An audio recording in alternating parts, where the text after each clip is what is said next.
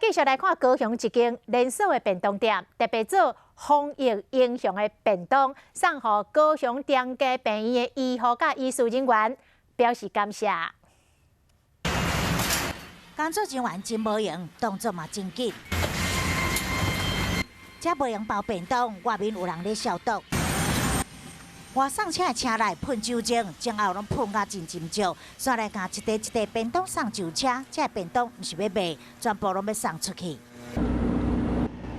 外送车一路来到高雄中间，大家拢赶紧甲便当搬落车，这便当就是要送予院内医护甲医师人员的。高雄有名连锁便当店要送便当3工，总共是999个，每一个拢是特做的。鸡腿跟酥炸鱼排，然后我们配上高丽菜，然后季节时蔬，丰富的一个配菜跟一个主菜，然后希望说提供他们不同的营养的成分，然后去让它补充他们满满的个元气。便当业者的心意，院内工作人员拢真感激。谢谢，希望大家用餐愉快。对抗新冠病毒疫情，徛伫第一线医护人员真辛苦，功劳真大。业者爱心便当，除了表达感谢以外，为因加油，嘛向这防疫英雄来致敬。